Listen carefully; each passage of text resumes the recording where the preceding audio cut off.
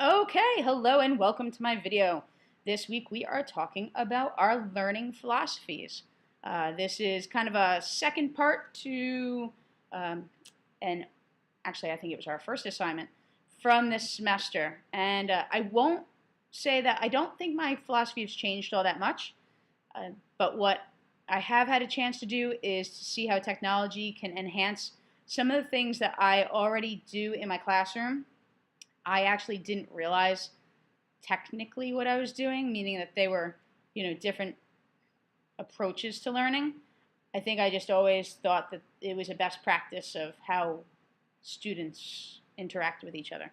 So the first thing I want to cover real quick is the idea of formal versus informal learning and how they overlap or how we should make them overlap.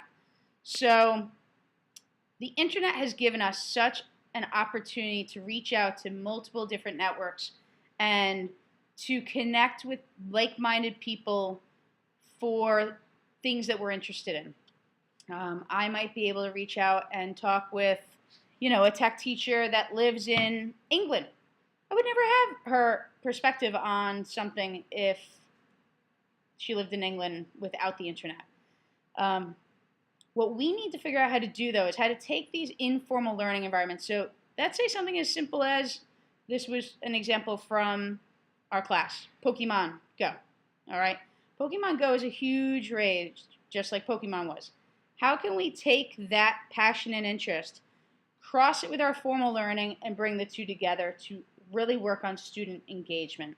Student engagement is, I think, it's not the most important. It's one of the most important things that we need to work on as educators is to realize that just telling them they need to sit and learn about biology doesn't work anymore.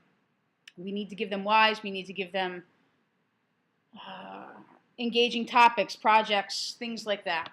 Another thing that I want to go over that goes with informal learning is peer learning. So peer learning can actually occur informally, formally, between teachers and students, between students and students, from student to teacher, from a 10-year-old in the US with a 30-year-old in, we'll go with England again, which, by the way, would make me uncomfortable, but it's just an example of how it can be cross-generational. We have so much to bring to the table, and we don't even realize it sometimes. Sharing your information with others is not only beneficial for them, but it's beneficial for you. Some of the ways I see peer-to-peer learning in my classroom often is I have a rule that once I've gone over the lesson, if you don't understand something, 3 before me. So there's got to be someone at your table or by your desk that can help you. And that is helpful for multiple parties. That's helpful for the student that needs the help. That's helpful for the student giving the help because it's reinforcing it for them.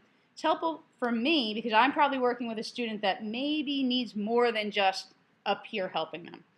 Another way I really like peer-to-peer learning is when my students teach me things. I'm an elementary school tech teacher, and I can tell you that my students definitely spend more time on the computer than I do. I typically explain basics to them, maybe some fun, cool, neat tricks. They'll come in and show me something I would have never figured out because they decided they wanted to spend 4 hours working on it. So that's actually one of my favorite ways that I see peer learning. And I think that's something that teachers don't pay attention to enough. And it's because they just need to take a step back and realize they don't know everything. And it's one of the first things I tell my classes, actually.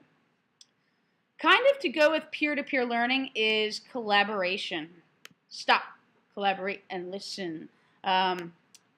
Collaboration, so if I said earlier that student engagement was maybe the most important thing, I think the most important thing from my perspective is that we need to teach our students how to collaborate. I think a lot of times people think that when you put people together in a group and maybe you assign them jobs, maybe you don't assign them jobs, that they are just going to be able to do it. I can tell you from watching students in my building, collaboration is something that's not easy for them. They struggle with it. Uh, but I think, as we all know, to be successful in any pretty much job environment today, if you can't collaborate, you are not going to be an asset to that company, because everything is collaboration generally when you go into the workforce. So I would say collaboration for me is probably the thing that I really want to make sure that we are focusing on with our students. Just as a little funny. Yep.